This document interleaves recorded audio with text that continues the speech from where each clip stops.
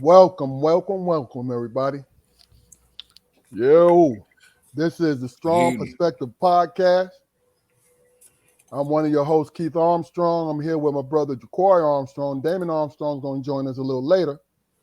And we're out with our special guest, William Scarborough. When William figure out how to turn his camera back on, he's going to come on and join us. I'm here. I'm in the house. How you doing, brother? I'm doing good. Very highly hey blessed, Scarborough. brother. Yes, sir. Hey Scarborough. You know what the funny thing is? If Keith hadn't said nothing, that would look totally planned, bro. So you doing good, man. I Look. appreciate it. How you been, brother? You good? Long time, man. Long time. I seen you yesterday, man. But it's been some years since the last time I seen you, brother. How you been keeping up? I ain't got no complaints, man. Just put one foot ahead of the other. Oh, yeah. Oh, yeah. You know, That's all you can do.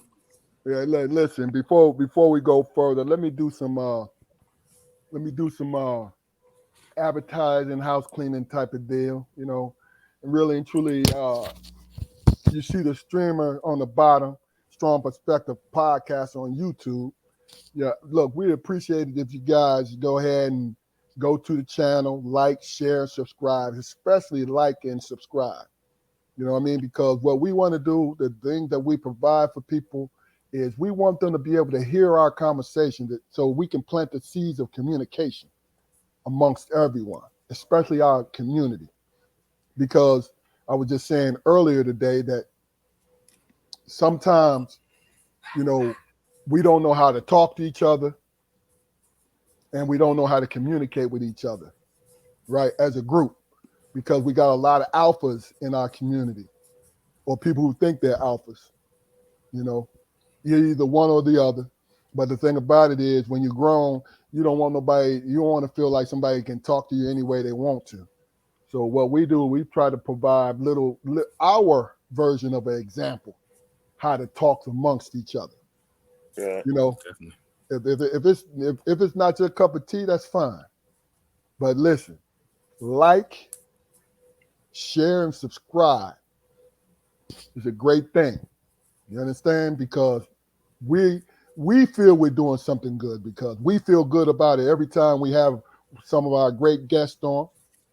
William is going to be another in a long line of great guests. And, let's proceed. All right. Well, Jaquari, how you doing today, brother?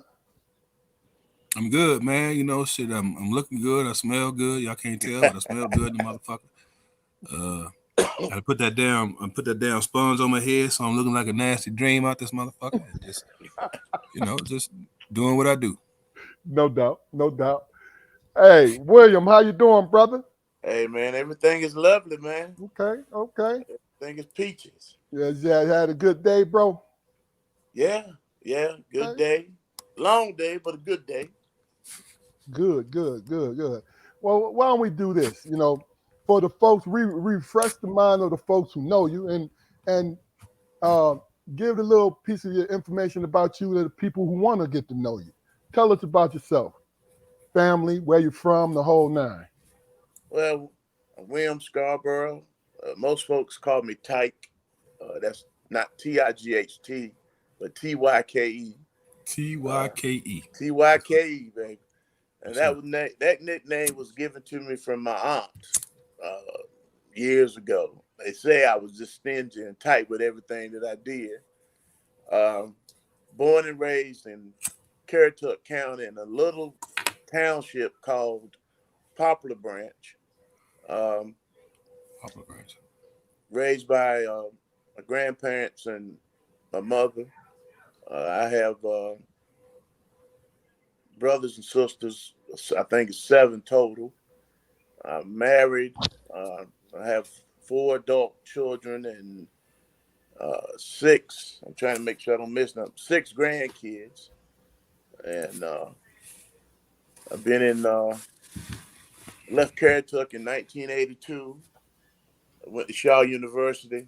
The big city of Raleigh. Yeah, the country boy came up here. So I came to Shaw 82, graduated in 86. Worked at the Department of Prisons. Then I got on with the Wake County Sheriff's Office until I walked out the door in 2015. Okay. Okay. Well, that's a good start. That's a good start. So you're a Shaw U Bear. So tell me what that like, man, because I didn't go to an HBCU. You and Jaquari did. You know what I mean? Mhm. Tell us, a little bit about the tradition. I'm going off a little. I got the questions for you, Bill, but I want people to know about you. Well, the thing about Shaw, when I got ready to go to school, I had to pick between Shaw and Johnson C. Smith. And unfortunately, Shaw wanted $50 for a deposit for a room to hold my room, and Johnson C. Smith wanted 75. So my mom, never really worked a day in her life, said, hey, I don't have 75, so I guess Shaw's it. So I came up there and stayed with my cousin first week. Then I went on campus. I think the thing that during that time, they talked about it, but Shaw was a true family. You Okay. know, we didn't have a lot of rip roar. We didn't fight among ourselves. You had people from all parts of life, but it was truly a family. Um, Everybody got along good. Myself, I come up in the big city of Raleigh, and I'm trying to feel my way around. And I actually got my degree in criminal justice. So, but it was a good 4 years. I thoroughly enjoyed it. Um, I still have friends that I graduated with that I stay in touch with. So it was just a good time in my life. Okay. Well, let me do this then. Just to add a little quick thing. We still talking about Shaw now. Um, Let me ask this first, so I'll know how to ask this question. Did you meet your wife at Shaw? I met my wife. No, not at Shaw. I went home one weekend. Okay. A friend of mine that was from a place called Pantego, Belhaven, kind of where G. Holloway's from.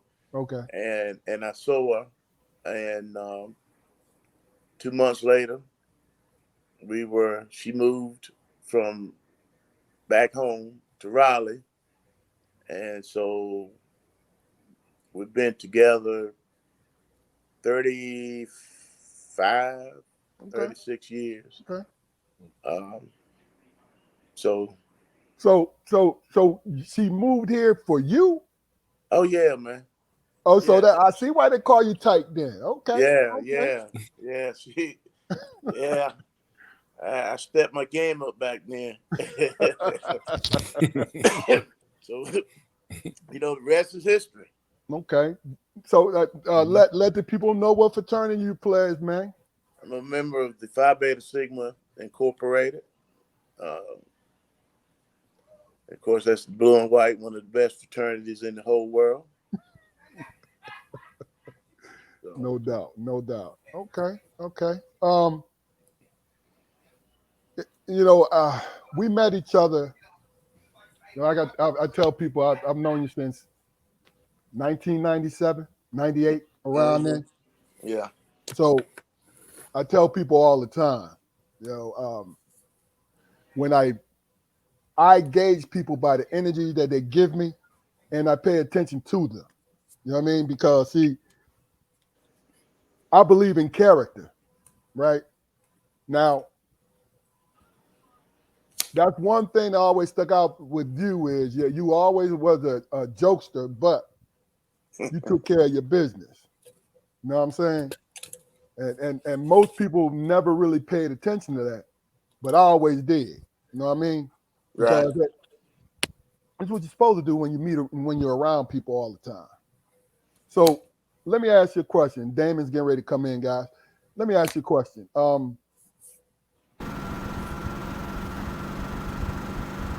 Your years with the sheriff department, and let's get into it. Let's get it out the way so we can really get into a conversation, right? And we talked about this last night. What's going on, Damon? How you doing, brother? What's up, fellas? All right, Hey all there, right. man. Hey, apologize for being late, man. You Tech- know we always got you, bro. All right. I'm with Okay. you. So the years that you let before I ask you the question, Bill, Damon, how was your day today? Man, one of them days, man. Whew. Okay. Running around, man.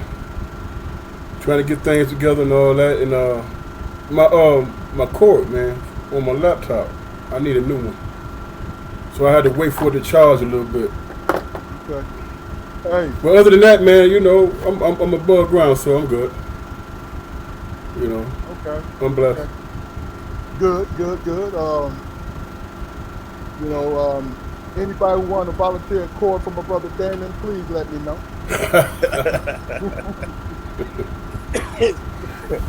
Look, Hey, Hey, look, if that happened, you said that like somebody's gonna get it to you too. no, I was gonna say preferably from Amazon. yeah. And if that shit worked, then it's a whole bunch of shit around here I need. Look, I got a list. I got a list, man. All right, but getting back to the question, Phil, you retired at least 30 years from LEO, right? And at the time, what I know about you is you always worked with at-risk kids. So my question to you is, was it a conflict in interest, or would each job make it easier for you to do the other job? If I'm not being too confused. Now you said what? Now some feedback. Hey, can you hear me? Yeah, it's just some feedback from somebody. Oh, Um, Damon, you must be in the hot box. You got your fan on. Yeah, man, I was running around trying to get on. okay. How's that? All Is right. that Good. better? Yeah. Say it again, strong. All right, but look, and that thing about it, we can still hear, but Bill is the oldest member of this panel today. You know how old folks are. Mm. No, he only about a year and some change older than me. But basically, what I'm asking you is this: you worked in LEO for about 3 years, right? I mean, 30 years, and during that time, I've known you to work with at-risk kids, right? Right. Can you tell me whether or not, and I think I know the answer, but can you tell me whether or not it was a hindrance or a blessing to do both at the same time as you did both jobs? Well, it was a blessing to be able to take the tools that I had being in law enforcement and what I knew by working in the community for so long with kids from all backgrounds with all types of behavior. I was able to give them a structure and basically show them and tell them, hey, if if you don't if you take this set of direction, this is where this is ultimately going to lead to. But if you take this set of directions, such as you're working on your academics, working on you as a person, don't be a follower, be a leader. Um, if you do those certain things, then sky's the limit. I myself coming up as a young teenager, I was told I was a hard headed, mischievous young man. And actually was told by family and friends that I wouldn't amount to nothing. I would always be in trouble. Coming up and I was disobedient. It was either my way or no way. So I look back when I was in my early teens up until the time that I left, and it was like a challenge. It was like a challenge that I had to show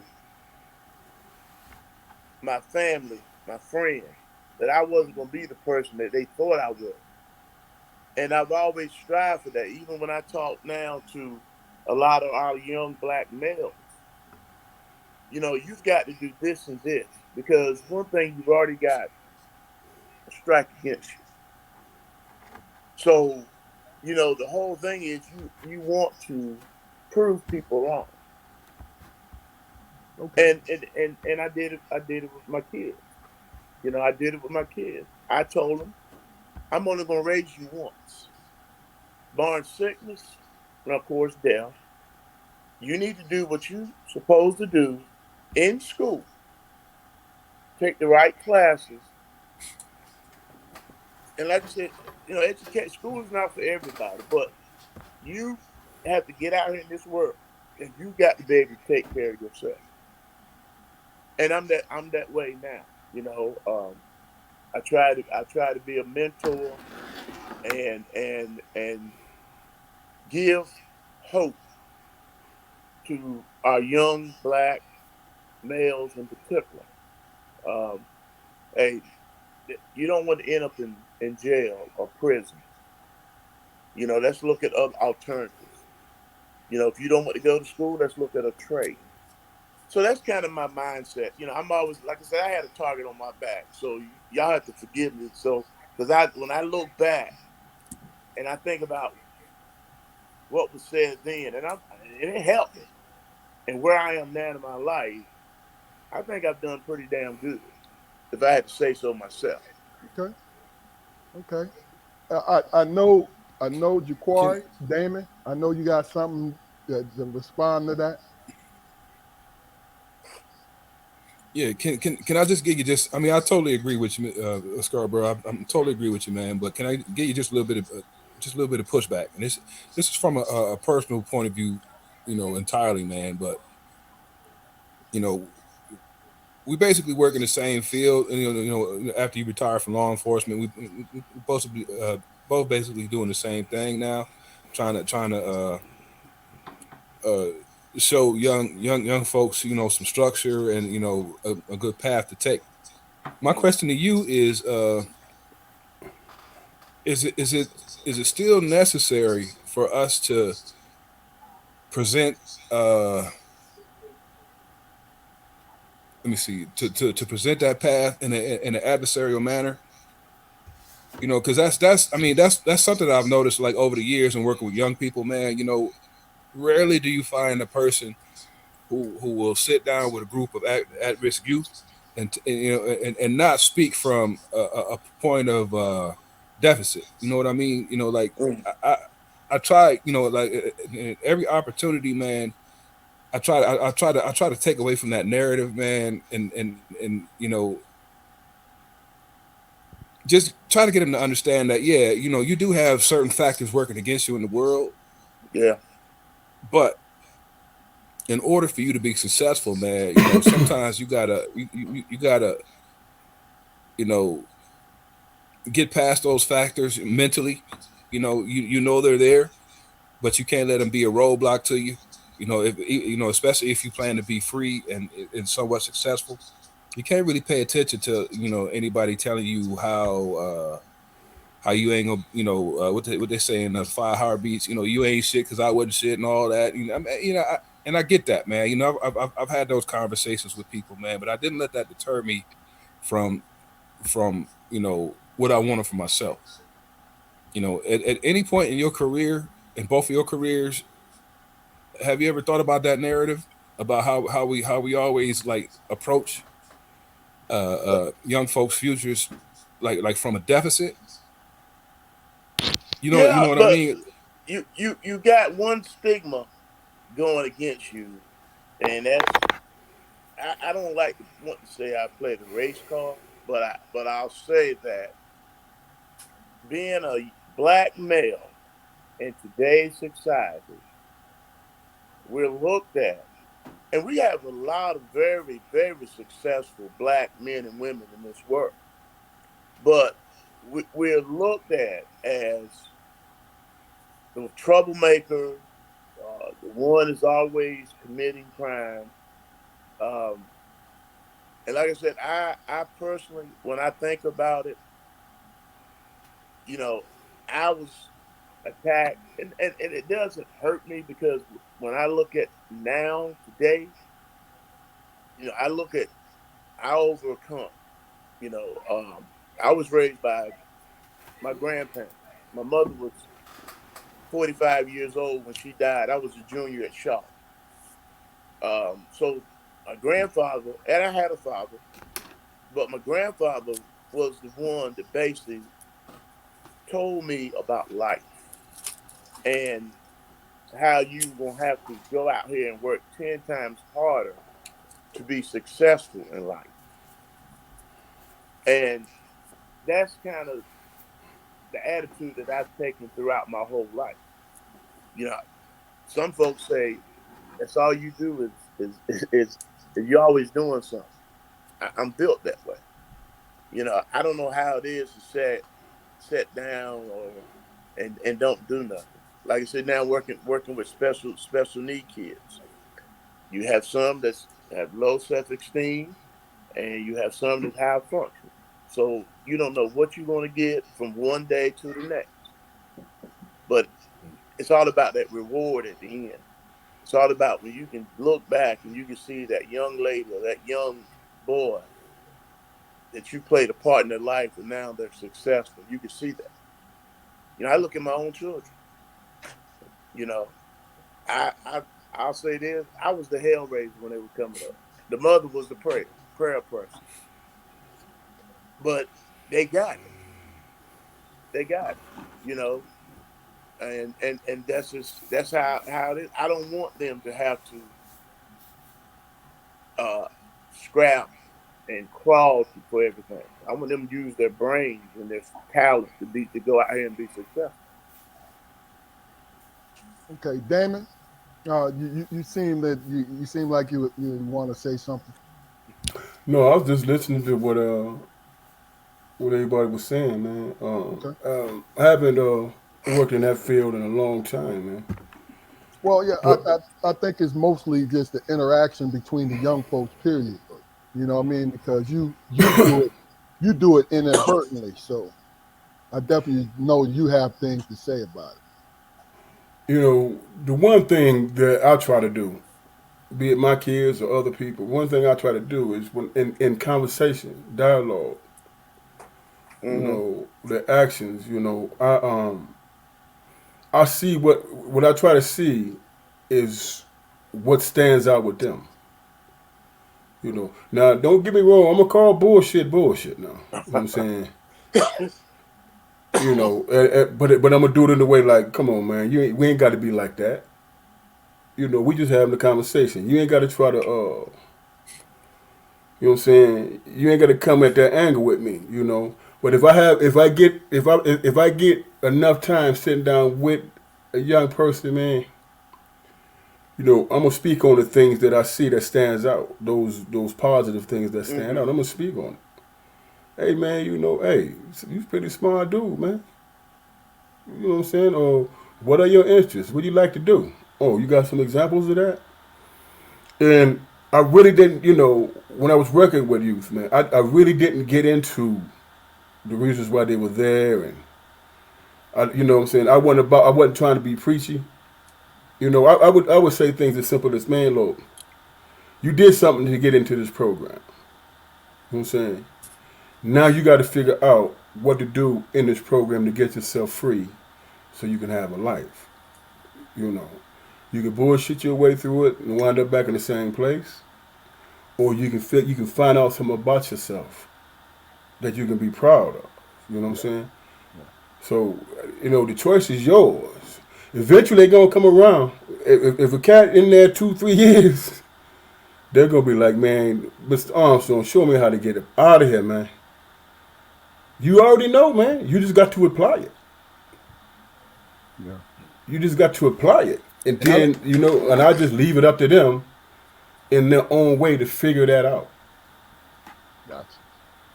yeah, I mean, it's and it's, I don't want it's to make it seem like I don't, go ahead, go Kiki. ahead, I'm sorry. Jaquan. Go ahead. No, you good. Go ahead. I don't, I don't want to make it seem like there's some kind of magic pill that we can give these young folks in order to help to get them to the next level or anything like that. Because like I'm quite sure some of the same methods that Scarborough uses, I use too. But my overall thing is, and I got this from Keith. I got this from Keith a long time ago, man. Uh, you have when you're good at something, when you're good at something, what's the reasons for being good at that? You know what I mean? And I find a lot of times in the black community, man, we'll set ourselves up to be in a position to where, well, they don't think I can do this. So what I'm going to do is I'm going to prove them wrong. And that works up to a certain extent. It works up to a certain extent, but once you Yeah, have not conquered bad. that, Yeah. that yeah, once you have conquered that particular hurdle or whatever, what's your motivation to move on to the next level? We can't always have an enemy. We can't always work from the position that like we on the lowest rung, and we gonna show the world who we are as a people or whatever. Sometimes we I think we got to work. As well, sometimes as people who are trusted to influence these young people, man, we need to try to help them work from a place of total positivity. You know what I mean? Because we've all got something stacked against us, Oh yeah. but other communities do too. But Oh, let But me since I'm not a part of other communities, I don't know how much that necessarily influences it. well, yeah. one thing that you've heard of the concept, when you got a bunch of crabs in the bucket and the Yeah. crab climbs to the top and doesn't pull anybody with him. That's one thing that concerns me particularly about us.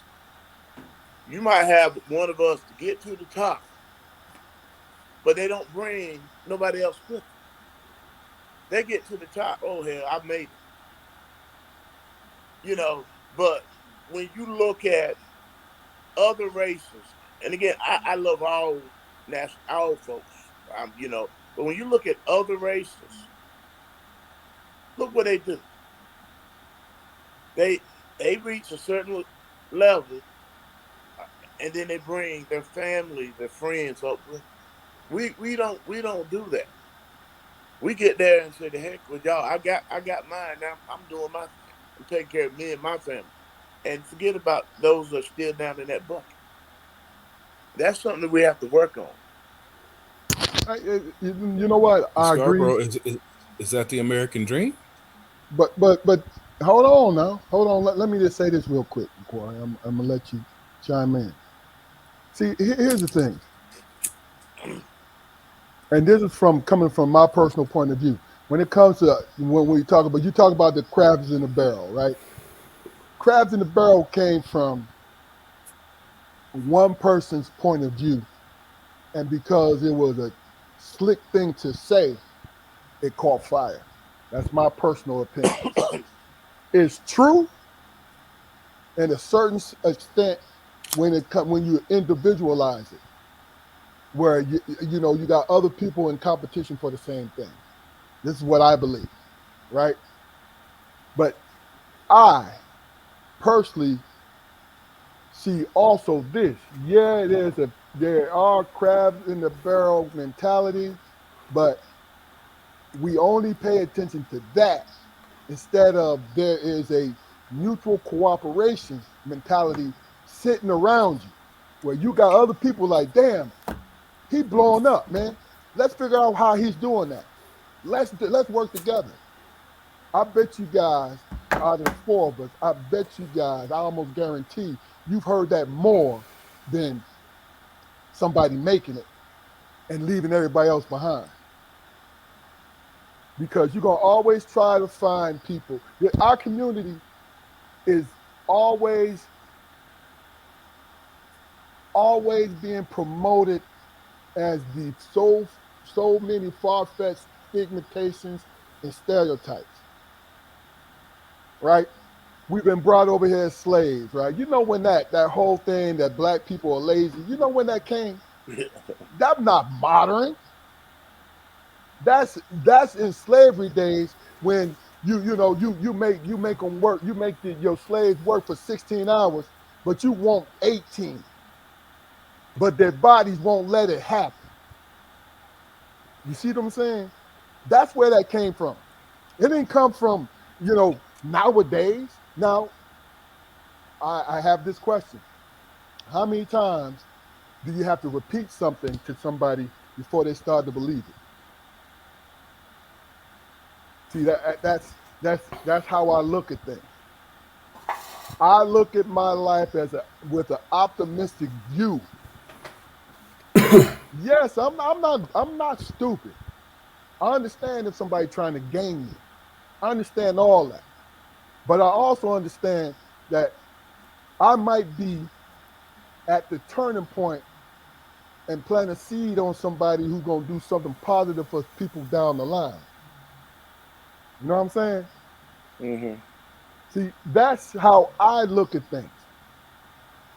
And I want people who gonna see this podcast and you guys there to know that's my mentality. Now, if you think it's naive, I respect that. You know what I mean?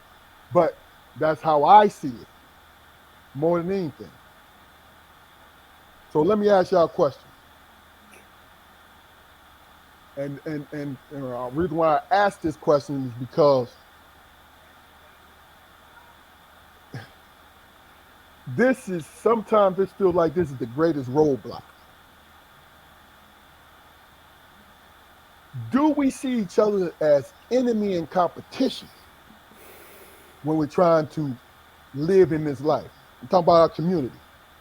Do we see each other as the competition and the enemy? And if we do, it's a two-part question. If we do, why don't we see other communities as our competition and our enemies? And I leave that second half open for Well, well, interpretation. but one thing is we don't trust each other, and I don't know if that has to do with being the way you were raised or being brainwashed. Um, but we as people, we don't trust each other, and so when you don't trust each other, it makes it kind of stops that growth, if you will. Okay. You know, um, Before you say anything else, I'm sorry to cut you off.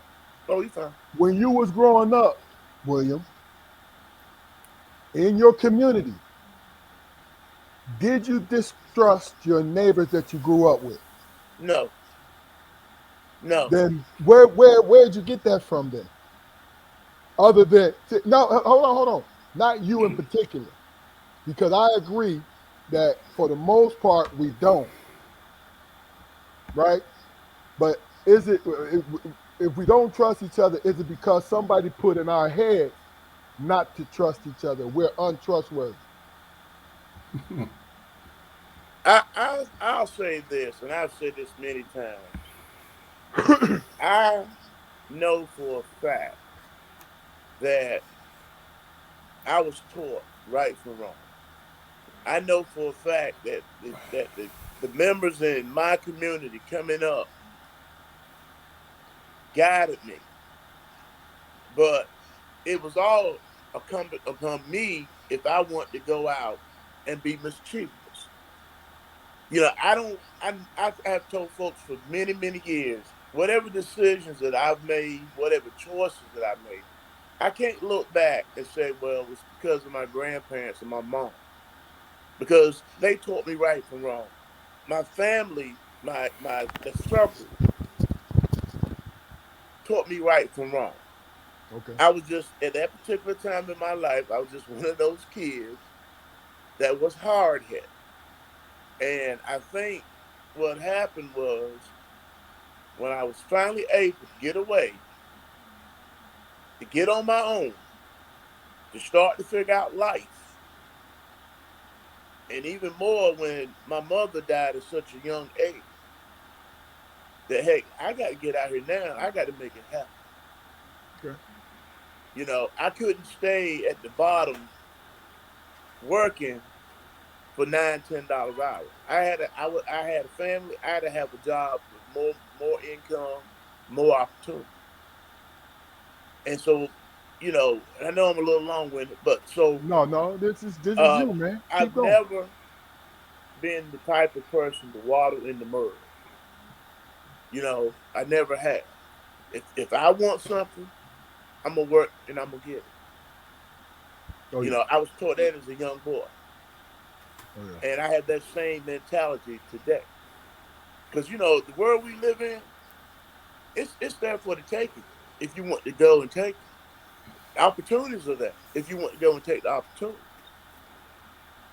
but you can't expect a free pass. That ain't how life is set up. And if you live that life and you apply that, then you always remain in that gutter. You got your hand out. And trust me, there are some folks that need help, but then there's some folks that get help that don't need help. But they rather depend on the government and things of that nature. And I could go on and on and on. Now, Bill, you my man, and we've been around each other for a long time. But you just sounded like Hickory Bill just now.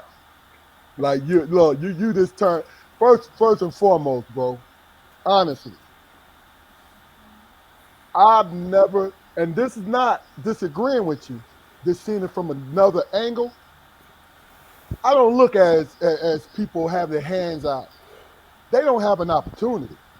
Now they can fuck up an opportunity, Bill. You know what I'm saying? Right. And put themselves and box themselves in the corner because they're trying to find the easy way because they're panicking, right? But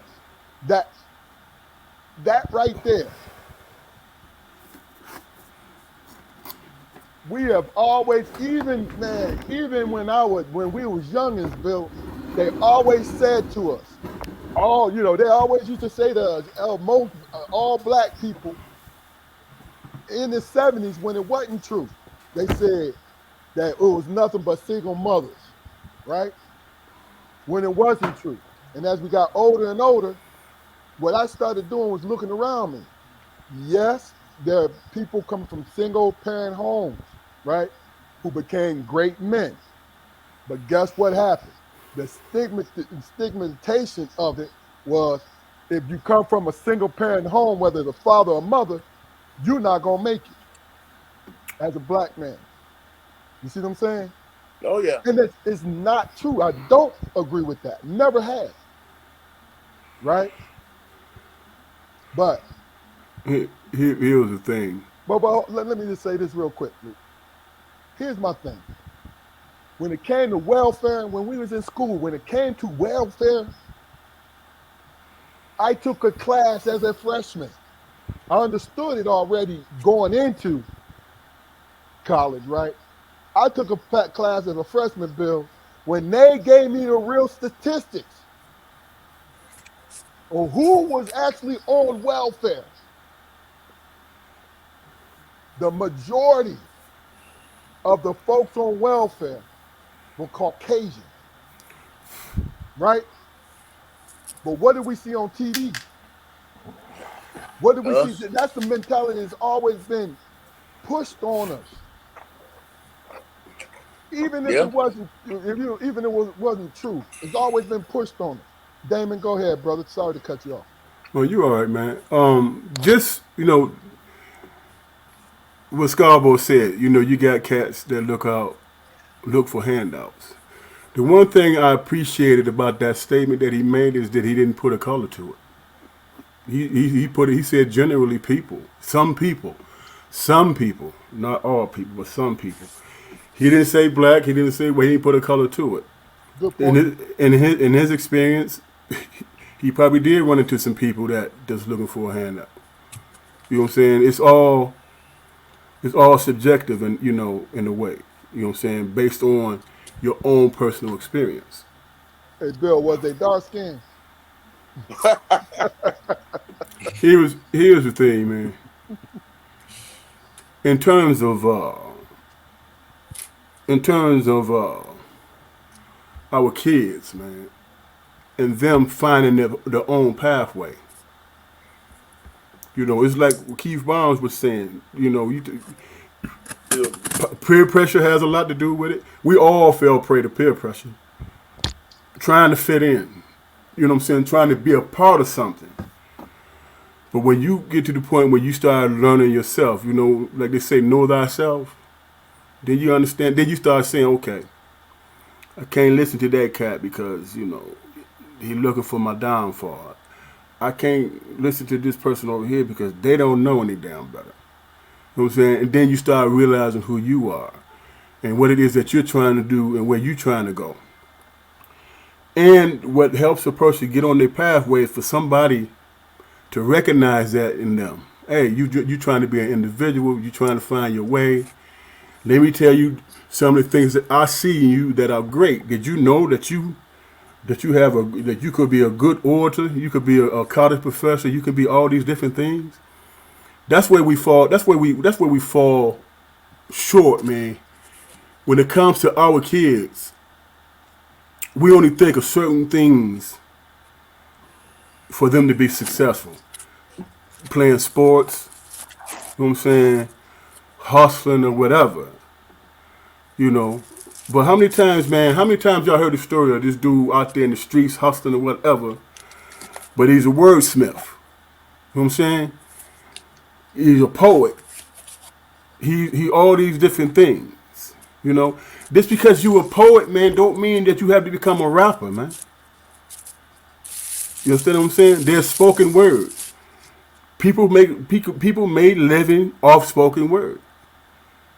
You know, it's okay. Even if your guidance counselor in high school said that you can't be a college professor, if that's your affinity, man, if that's what you, if you could speak on philosophy or whoever that you study, chapters and verse, you damn right you can be a college professor.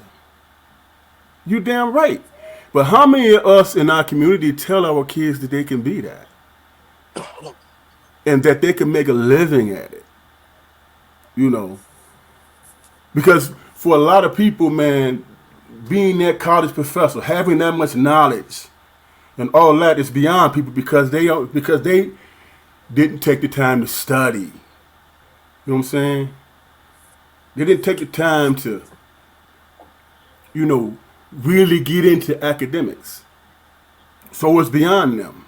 So when you say, hey, Dad, I want to be a college professor, man, what the hell you know about that? I see the grades you bring in, man. I think you should look for something else.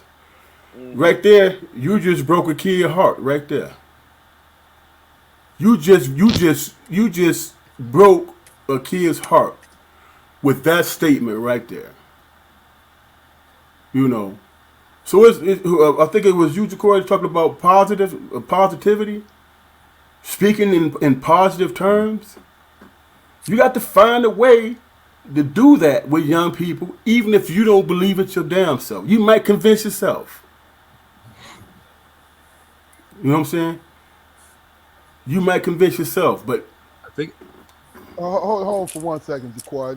You know how we do. We hold on for 1 second, Jaquan, because hold your point, because I know you got something to say. You know, at this point, we always acknowledge who here, who really participating in our comments. Keith Barnes, what up, baby boy? what's going on, brother? Hey, Scarborough.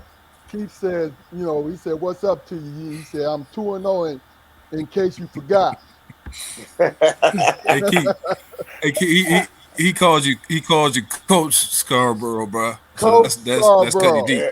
That's bone right there. Look. I'm gonna let him hold that one. Look, Scarborough. That's the bone right there. Hey, look, but he made a good point, right? Where, he had a different experience than you, Scarborough. He said, I learned not to trust my neighbors. They were proven to be liars and manipulative, which caused me to have no use for people that are not genuine. You know what I mean? So he had a different point of view on how he did it and how he looked at life. You feel what I'm saying? Like Yeah. me, I had with you, Bill, same experience you had. That's why I asked you the question. Because we learned to trust the people that we lived around because it was a community. You know what I mean? And and I'm not talking about down to the letter in trust, but just as a whole, where if my neighbor saw me down the street fucking up, I knew that they would go back and tell my parents. You know what I mean? If they didn't snatch me up. You feel what I'm saying? Yeah. Because that's genuine. That's genuine love, man. But see, we've been taught, and then I'm gonna let you go, Jaquari. We've been taught that we don't love each other, but we actually do. We just blinded ourselves to it. That's Keith Armstrong's personal opinion. Go ahead, Jaquari. I'm sorry. I just kind of wanted to piggyback off what Damon was saying, man. And I kind of alluded to it in yesterday's conversation, man. Like we don't spend a lot of time uh, letting our young people know that there is a difference between intelligence and academics, man.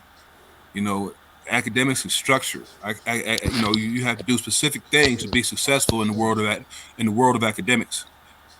You know, hustling is a form of academics. You know, being a big personality. You got to be smart to be a big personality. That's why a lot of kids in our community, man, are comfortable with showing their personalities and the size of their personalities, and not giving a damn about the repercussions that come with it. Because at some point in their lives, they found success, no matter how small, in being the loudest person in the room, being the most flashy person in the room. It takes a certain level of intelligence to do that. To kind of like carve your own path. My overall point is, though, you know, uh, it doesn't matter how much we try to encourage our young folks, man. But if we don't if we don't if we don't put the options out there, that they don't all, we always we have the cliches that they all want to be rappers, they all want to play sports and all this and all that. But other than that, do we ever encourage our kids to, want to be chefs? Do we ever encourage our kids to, want to work with computers? Do we do that? You know, I think, especially the kids that I work with, the population that I work with, they're all trying to. Well, let me start that over again. The population that I work with, when they find success in the program, then they're all like funneled into like a couple of things, and their own personal aspirations aren't really acknowledged, man. You know, uh, I went to school for theater. I wanted to be an actor. I wanted to be a movie star. I tell everybody that I want to be a fucking movie star, and I don't think it's too late. But I haven't seen or spoken to a lot of other black men who would admit that. You know what I mean? Outside of the people who I was in school with. You know, I wanted to be an entertainer or whatever, and I didn't just go off of my natural skills or whatever. I decided that if I wanted to do this, then I had to go to what I figured the core was and figure out how to do it correctly, and that's what I did. People ask me, well, if you wanted to be an actor, why didn't you go to Hollywood? Okay, you don't, you just don't. I don't think that you just start doing something like that. There's techniques. There's several techniques that you have to be familiar with in order to be successful. And that's not only in acting. That's in anything that you do. I mean, it wasn't a guarantee that that was the only thing that I was gonna be involved with, and while I was in college, and it wasn't the only thing that I was going to be involved with, but the confidence that I gained through being involved with something that I was good at, and it made me feel good, and it definitely bolstered me to push me on to other things. You know, it doesn't matter where the spark comes from. It doesn't matter where the spark comes from. You know, I mean, I don't know if y'all know how to build a fire, but once you get that spark going, you got to blow it. Yeah. You got to blow it. You don't necessarily dictate what catches fire, but when the fire catches, you got to hop on it and make sure that it comes to its entire fruition, right? Oh yeah. That's what I try to emphasize to young folks. Okay, yeah, you step out, yeah, you want to be a rapper or whatever, but you know, as my brother David said, you know, if you can't translate that success from rapping, you know, from your pen to a microphone, you always have spoken word. You always have you have ghostwriting. You know, we could probably go on we could probably Google, you know, ghostwriters, man, you know, for very successful people in the music business. And you know, I think it's be pretty safe to say that they've had some lucrative careers. Oh yeah. Oh You yeah. know, I mean, it's the spark. Like I said, once you see that spark, you have to nurture it. You have to nurture that spark at all costs. You know, and it doesn't, and we can't dictate what else is going to catch fire. The point is, as long as something is catching fire, and we're here to take care of that flame. That's what's important to me. That's the message Okay. that I like to convey to them. Okay. Bill, let, let, Yeah. let me let me ask you this. Now, first of all, let me say this to everybody. William Scarborough does not like me calling him Big Bill. Not at all. Right? I explained a little bit yesterday why I call him Bill.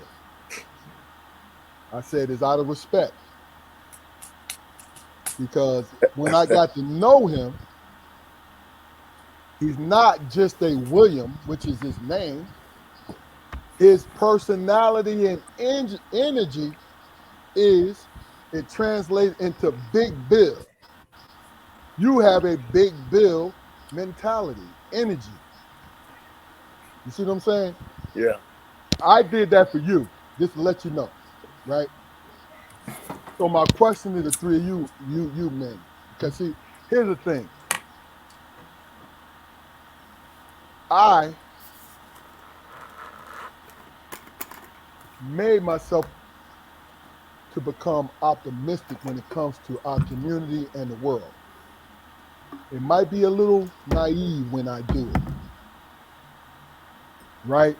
In some instances. Now, I wasn't naive when it came to the job because the job is the job. It's what I did, right? But when it comes to interpersonal, dealing with people every day, when it comes to my brothers who are my best friends, I lost a best friend, which was Demetrius Gore, right? He was like a brother to me, right? And I really like Scarborough and other people. Keith Barnes, you know, you my guy. So my thing is, Big Hop said, "What's up, Scarborough?" Hey. But here's my thing. This is how I see it, and this is why I want to ask the three of you.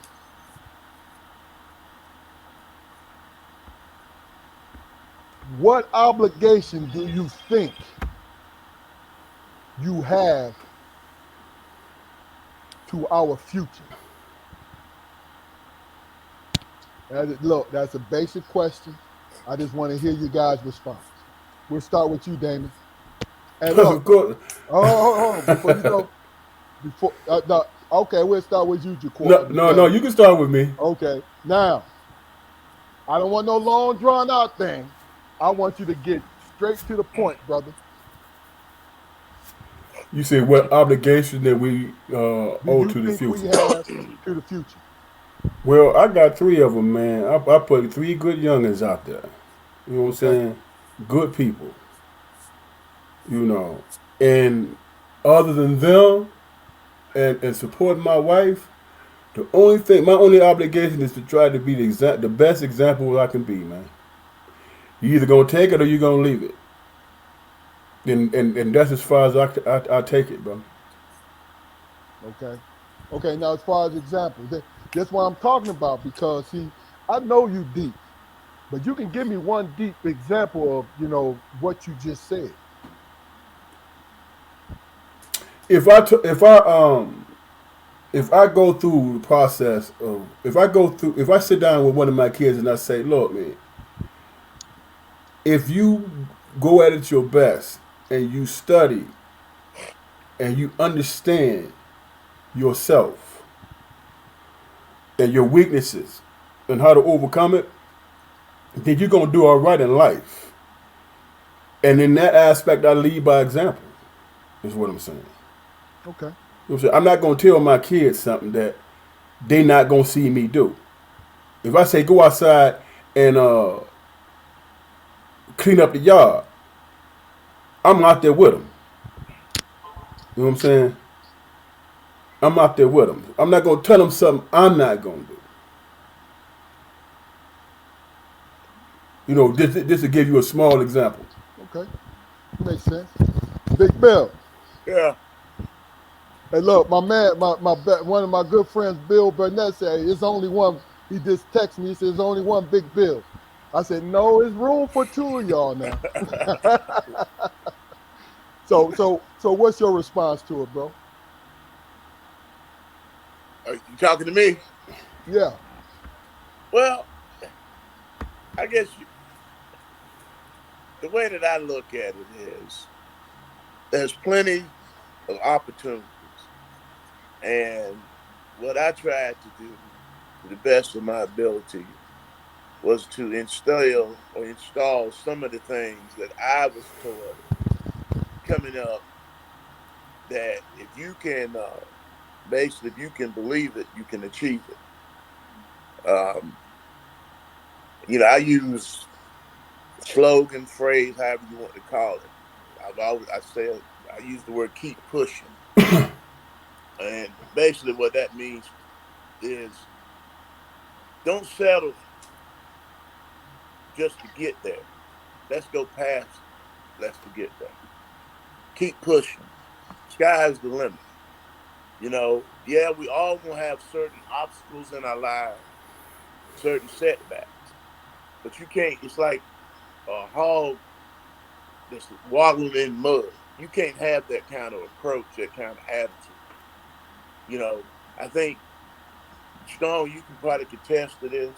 When we look at our career at the sheriff's office, I know me personally, I look at some folks that were able to be promoted and move up.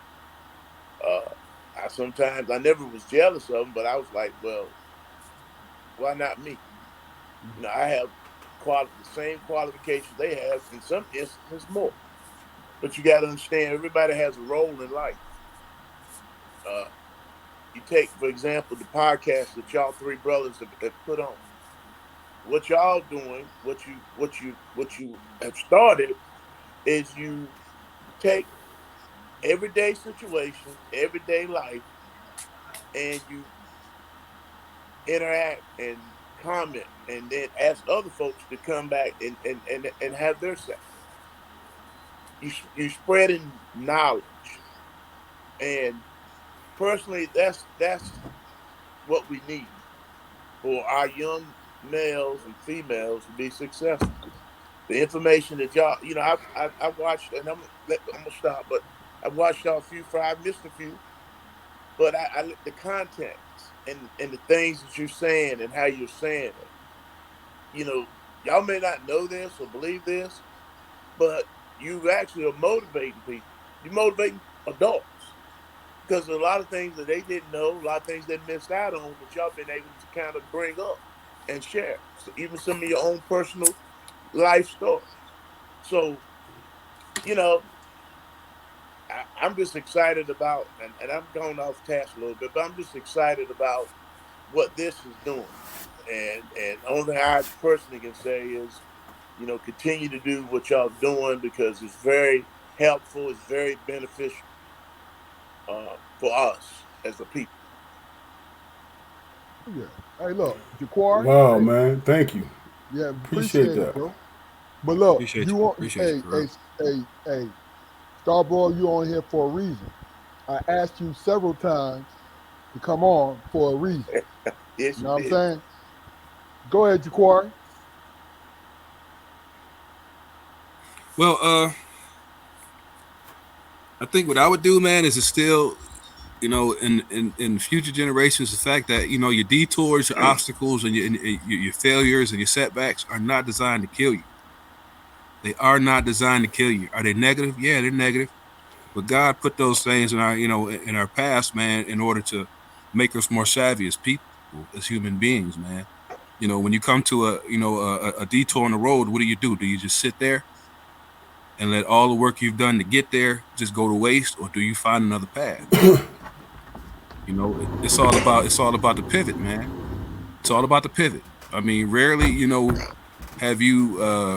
have I seen examples of successful people that show their lives going in a straight line, man. Rarely does that ever happen.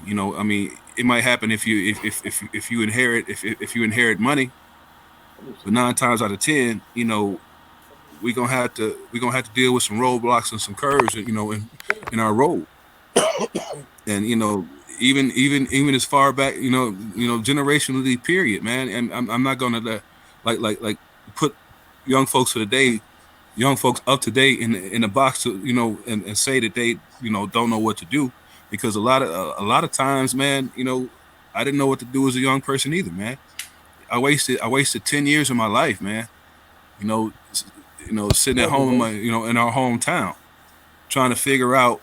Well, I mean, yeah, I mean, it depends. You It keep depends on your saying that, perspective, bro. but No, because you was but there. let me finish. Let me finish. Let Go me let ahead. me I'm let gonna me let you finish. finish. I'm Let gonna me let you finish. finish, but I'm not gonna let that ride. The But years, finish. the years that I spent there at home or whatever, man. Those are years of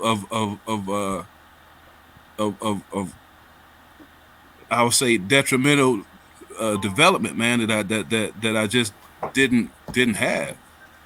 Had I taken the time to not harp so much on woe is me and all that, and trying to figure out the detours, how to get around them and everything, man, I would have been, at the point I am right now in my life much sooner. I ask my boys all the time, man, do you lose or do you learn? I never lose. I always learn, and I never lose the same way 2 times. I never do that. Can you Okay. adjust? And that question comes from, can you adjust to, are you going to adjust? Will you adjust?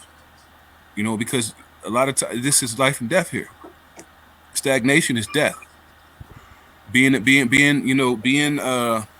18 years old, and in a place to you not really knowing what to do or where to turn or whatever, is a lot different than being 30 years old and being in a place where you don't know what to do or where to turn.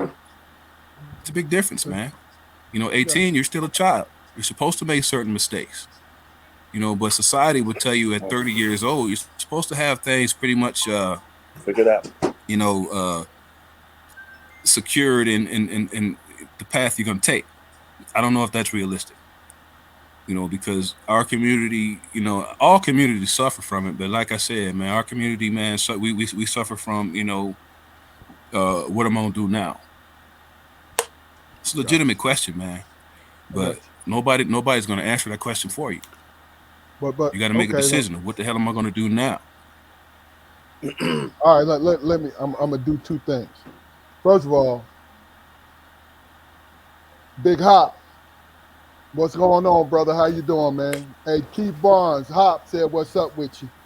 Um, What's going on, brother? really, let me this full disclosure, because when me and Damon said something, he's required when he said that he wasted 10 years of his life. We don't agree.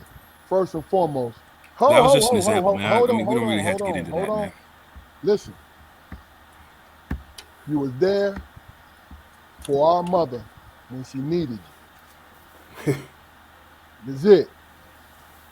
Now, I understand what you mean, right?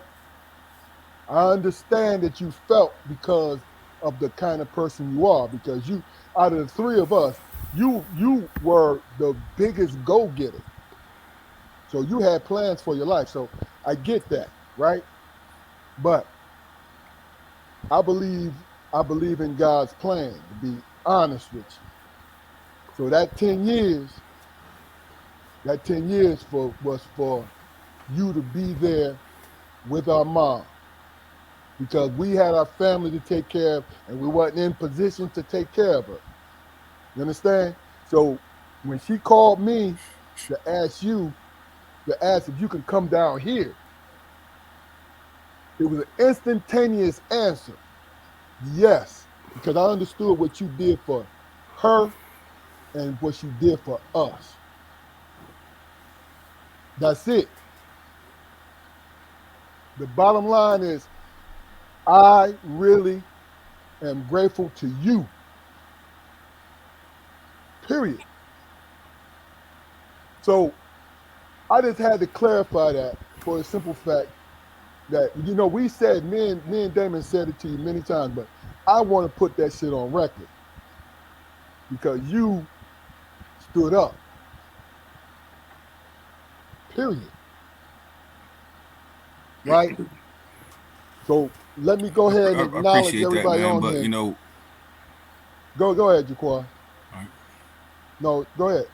No, I'm saying, I mean, it would have been, it would have done her a lot better, man, if she could have seen me be successful, man. Bro, she did. Did she come I down to think your she. did she come I down mean, here you to know, your graduation?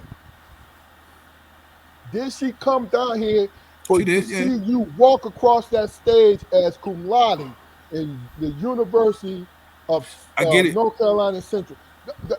Look, we could talk about that later, but understand something, brother. Seriously, this is people looking in on it. You know what I'm saying? This is up outside looking in. That's all. I just want you to know that, right? Bottom line is No, this. like I said, I appreciate it, man. Bottom line is this, man. You could choose to look at it and feel how you feel. Nobody can speak to that but yourself, man. You know what I'm saying? Who am I to tell you what you But feeling? I'm No, not telling hold him. on. Let me finish my point. Let me finish my point. You know what I'm saying? I'm just speaking personally for myself. I can't tell the man how to feel. But from the outside looking in, like Keith said, to piggyback on what Keith said, you did 10 years of man shit, man. Man, shit. You understand? Man shit. You took our father's place, bruh. That's what you did. Now, if you want to dismiss that, that's totally up to you. But but there was some hard shoes to fill, bruh. And you did that shit.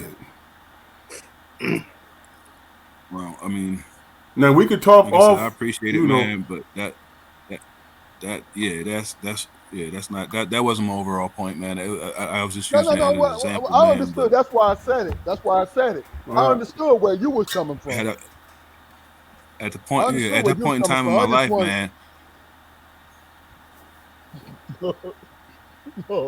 You would have been Yeah, a big at ass that point, weed at head. that point, huh? hey, Yeah. when we get off, he gonna be like, yeah, he gonna be like this when we get off. Listen here, man. I don't need y'all to tell me.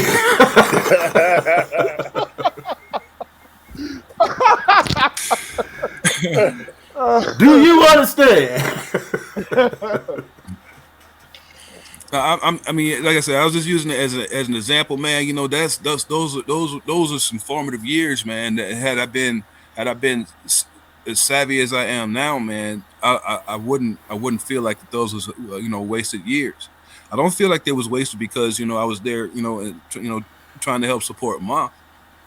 But as far as my personal development, goes, I felt like it was a lot that I could have achieved during that time, man. But I just, I had blinders on, and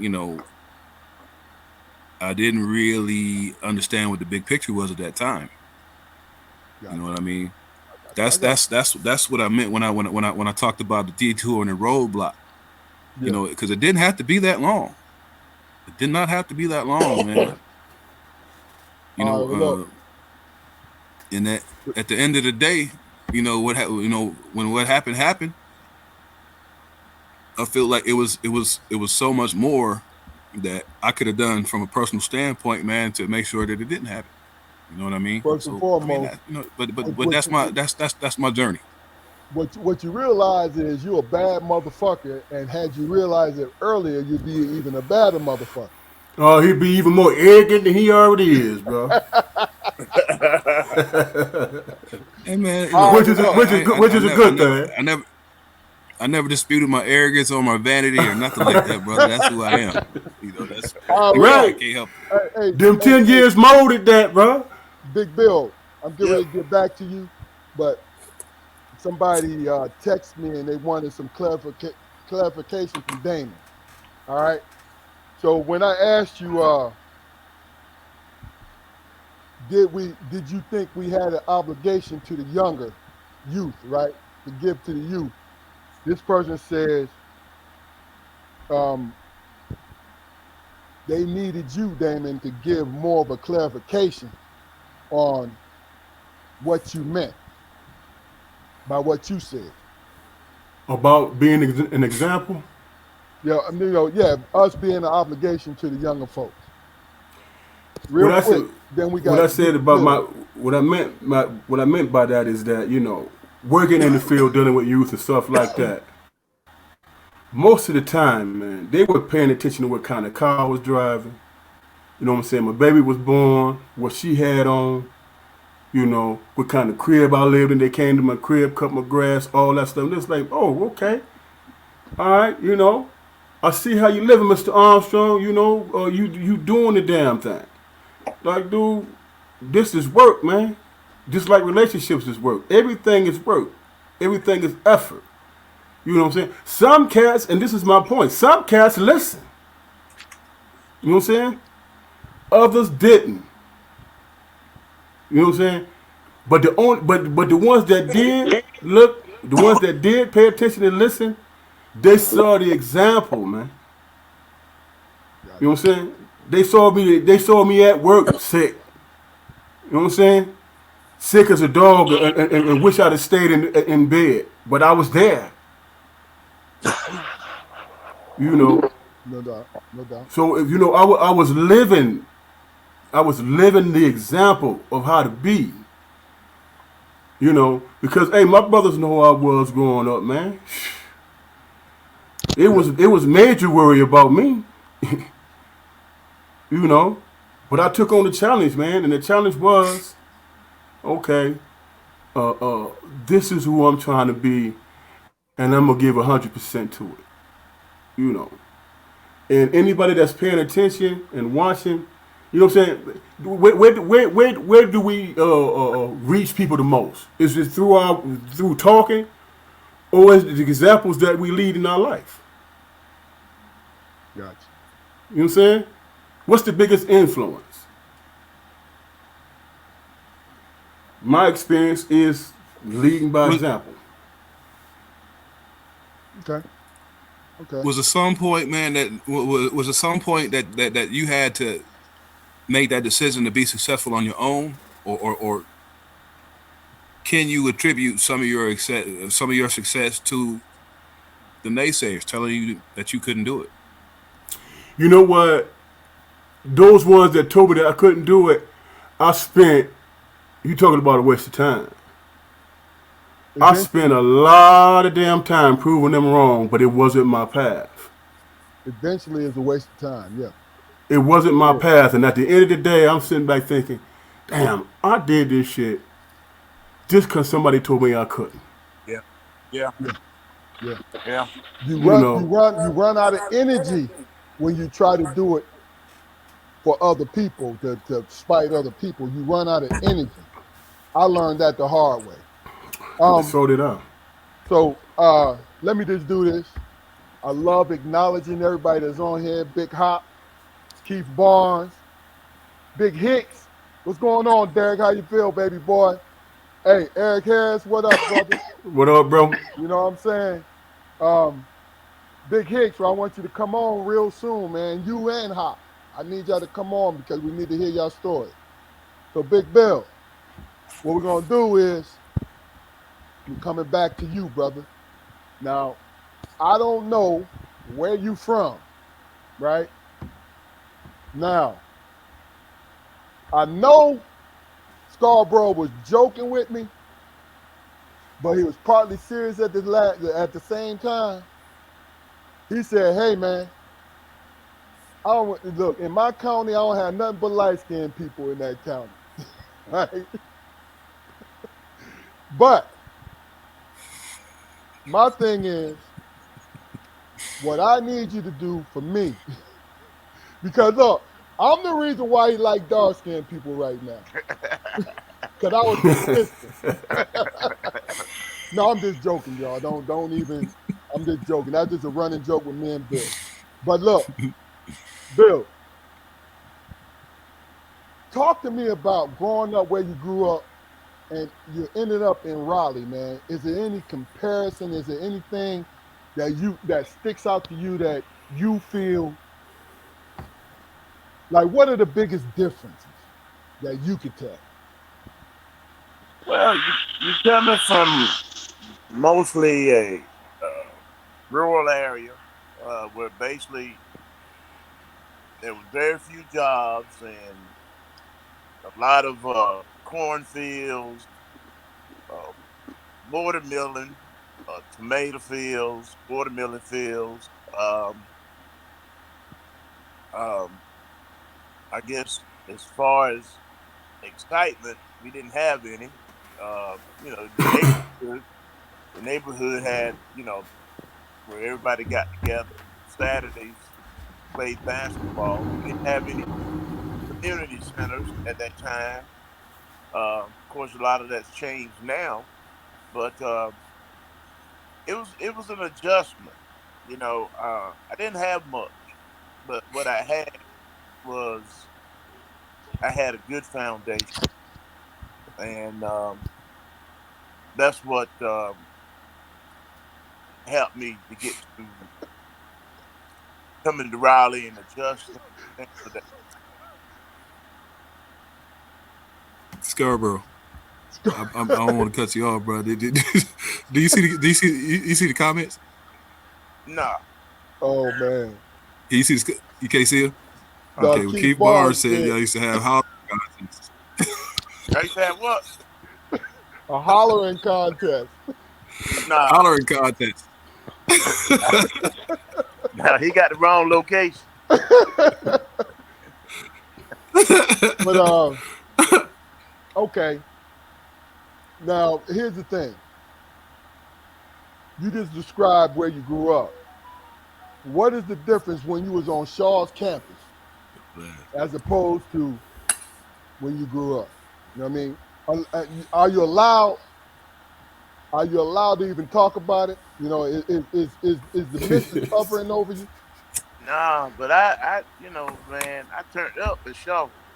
Okay. You took this old country boy, and it was like going to New York with all the bright lights. And I had a good time. I had a good time at that university on all phases. Okay. Um, Good memories, but I when I got out of Currituck County and got up here to Raleigh, it was like a whole new different world. And I did some things foolishly, but I'd rather not mention them. But No for doubt. the most part, I was there to get an education, and I was able to achieve that. But like I said, coming from Currituck and and being raised by grandparents, you did your work, you did your chores, you went to school, you went to church. Uh, you know, it was a good childhood. It could have been worse, but I got provided for, and that's all I could ever ask. Okay. Okay.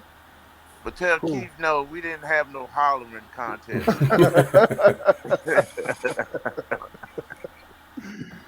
All right, look, we coming to that part of the show is What I need you guys to do, let me shout out. I'm gonna shout out again. Derek, what's going on, brother? I need you to come on. Of course, we're gonna do all positive. Look, this is one of when I met this brother, his energy was. I met he pushing off. His energy was out of this world. From South Philly, Big Derek Hill. You know what I'm saying? Keith Barnes, you know always. You know what I'm saying? Big Hop, always, brother. And we can ready to move into Damon's portion of our because we're closing up. He's getting ready to move into his portion. But let me just say this: go to our YouTube channel, guys. Like, share, and subscribe to us. Especially share and subscribe. Share it to the people that you feel that we can impact the most. Because what we're doing, we're just having a conversation from everyday people conversation. I love hearing from people that I see every day.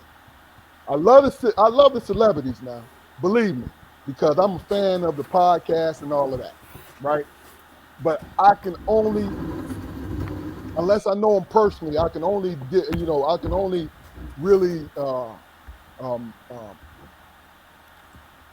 understand them so much. You feel what I'm saying? So my thing is, Big Bill, hell of a guest, brother. You know, after Damon, we're gonna get your final comments. But Damon, go ahead and take us in to Speak on It Strong, and then we're gonna close this thing out.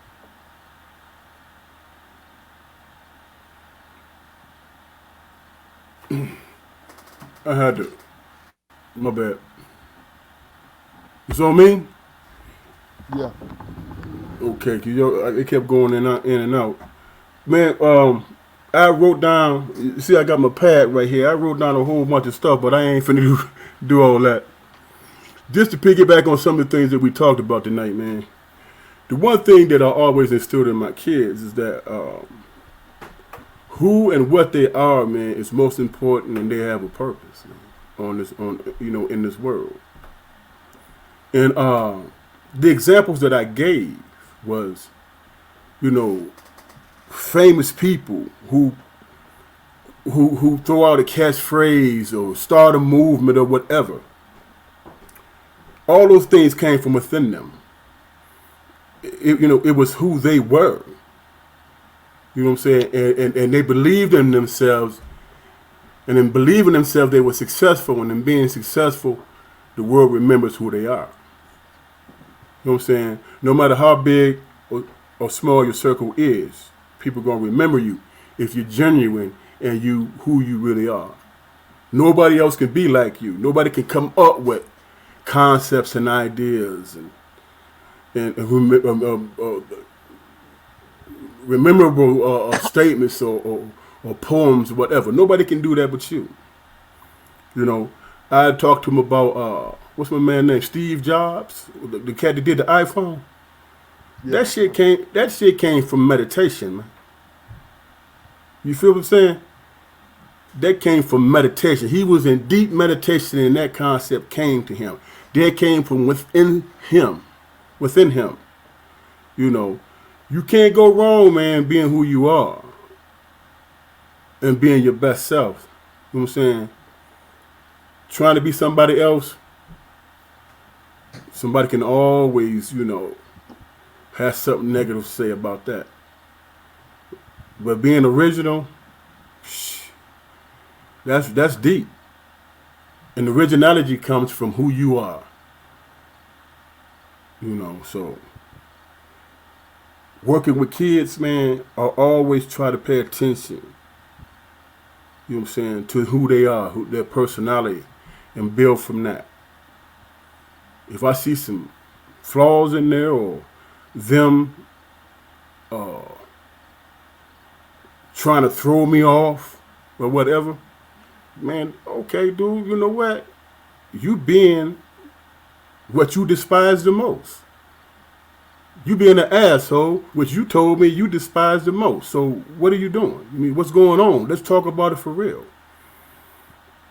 So, just being original, man, matters in this world. It does. If you believe in God and you believe everybody has a purpose, Being original matters. You know what I'm saying? And knowing thyself. And that includes your flaws, man. How do you become a better man? Understand what your weaknesses are, what your flaws are, and work on them, and be honest with yourself about it. And that's about it, man. That's all I got today. But you know, Well said, brother. yeah, that I was gonna read. I was gonna read a whole page for y'all, but I was like, no, man, they done got my head somewhere else today. Yeah, yeah. You know, All so right, well, look. I appreciate that, man, with y'all Okay, brothers, man. great, Y'all had a brother great job, thinking. Damon. Great job, Damon. For real. Big Bill, you got any last words Always before we get on up point, out of brother. here? I just want to say, I think this is a beautiful thing. Um, want y'all to continue to push forward with it. Um, you've had some great topics in the past, and I look forward to listening to it. From everybody has a point of view, and you never get too old where you still can't learn. So I just wish y'all the best and the most success in this, and keep pushing, brothers. Keep pushing. Appreciate it. Appreciate you, bro. Yeah, Jaquari, Damon, any Yes, last sir. words before we get off live? Hey man, if it's too high, get it down. If it's too far, go get it. If it's too heavy, pick it up.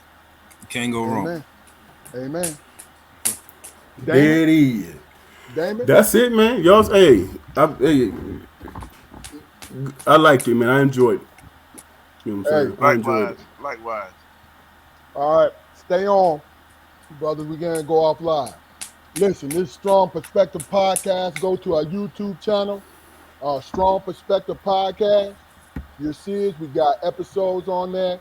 This is another great episode. Thank you, William. But I was going to say William Burnett. William Scarborough, Big Bill, number two. But I love this, man. I love this with you guys, man. I appreciate y'all, man.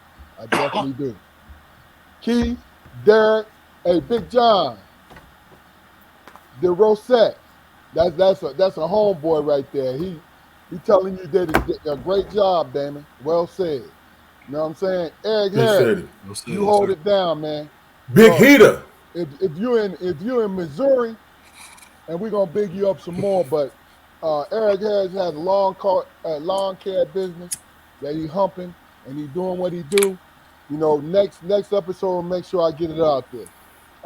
But look, I'm Keith Armstrong. I'm with Damon and Jaquari Armstrong and William Scarborough. We bid you good night. You enjoy your weekend. Here's a Strong Perspective Podcast. Like, share, and subscribe, baby. Like, share.